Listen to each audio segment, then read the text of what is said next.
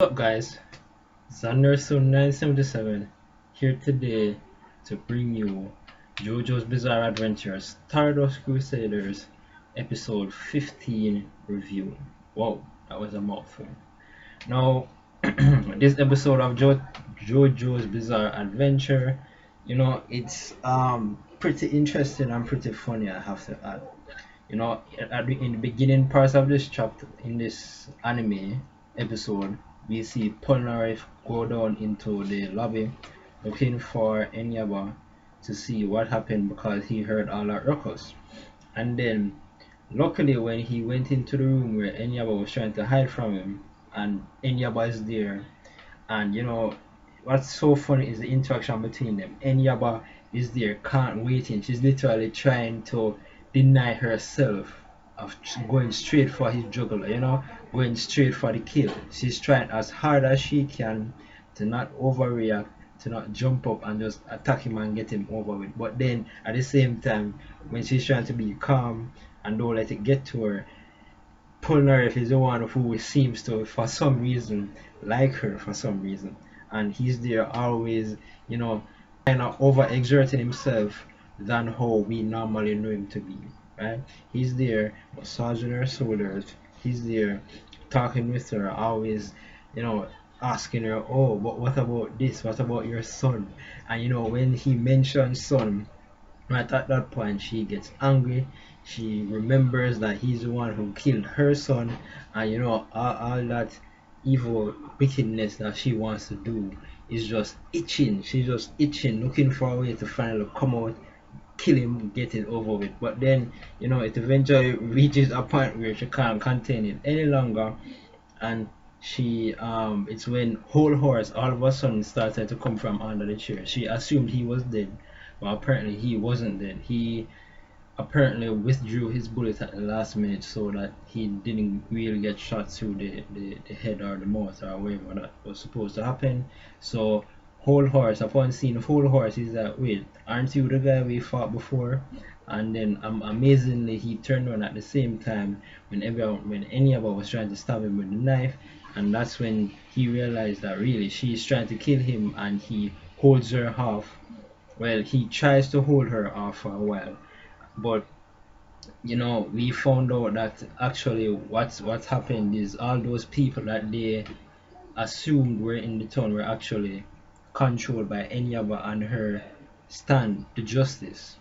And as for Enyaba's stand the justice, it doesn't have a pure physical form. It's just basically fog. It's made up of fog. When Enyaba damages someone, it sucks the blood out and then uses that. It turns that wound into a big gaping hole, and then from that the fog or the stand is able to control the person's body from that. So she has a unique stand, and the obvious advantages of this type of stand is the sheer number of people that it can have at its disposal. It's suited for one of those kind of ambush type situations, because later on toward the end of this episode we see in fact that the town that they were in was actually a graveyard. Everything that was seemingly created, the hotel, all the people they interacted with, all of them were corpses. So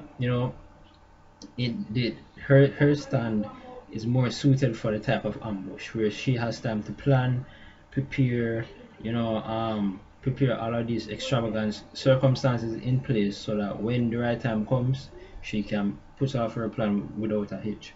But in this case, her plan didn't go off without a hitch, because even though she pierced Polnareff, she got to wound Polnareff. It was through his tongue.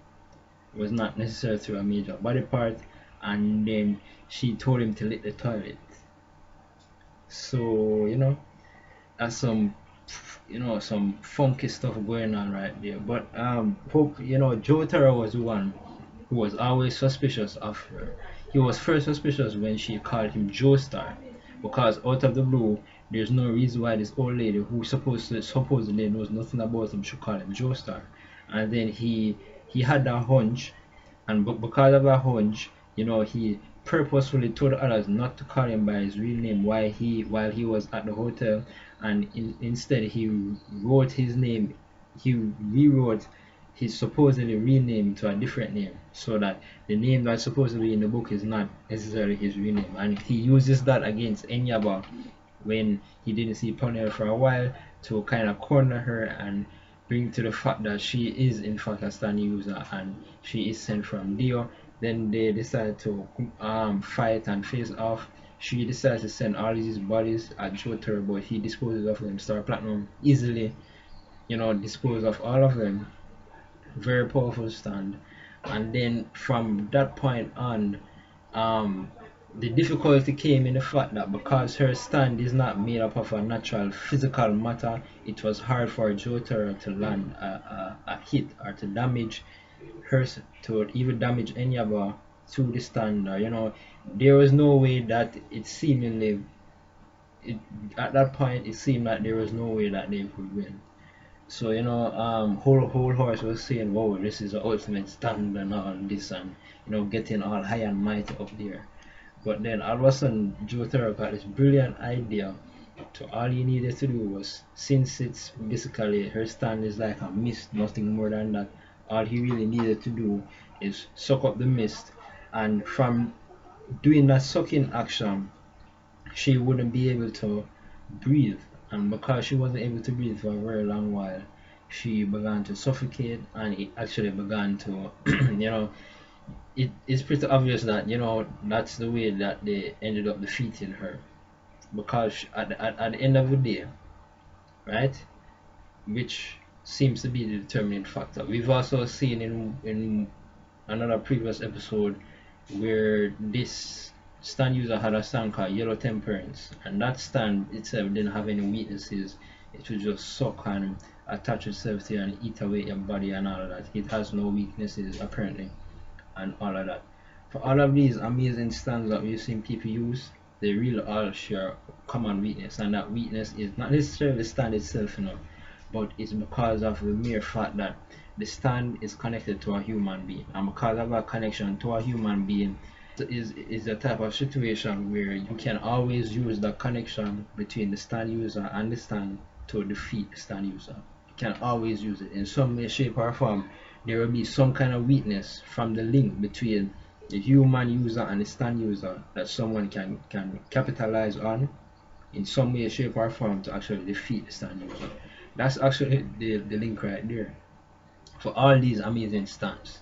Some of them are quote unquote invincible, has no weaknesses, unstoppable, like how we've seen for Enyaba in this episode. But as we've all as it all turns out, we realize that at the end of the day, the shortcoming of this whole situation was because Enyaba was basically because of a connection between Enyaba and her stand. She's a living, breathing human being, and she needs to do what? Breathe. So all Jotaro needed to do was inhibit that ability of her to breathe, and her stand would already be done with. She would be done with, and her stand would be done with. So as I said, that's a common weakness for all stands. No matter how amazing they are, right? As long as all stands appear under the same premise that the stand user is a separate entity from the stand itself, they share a connection, and because of that connection, it can be used as a means, as a way of defeating a stand user, no matter how impossible a stand may seem at first. So, towards the end of this episode, they captured Enyaba and they decided that they're going to use her to try to get to Dio. And then out of the blue, Whole Horse jumped up in their car and traveled off with it, and he's giving them advice that they should indeed get rid of Enyaba. So I have to give props to Whole Horse. He went away. When Centerfold was defeated, he escaped. He came back. Last episode, Enyaba seemingly killed him, but he wasn't actually dead.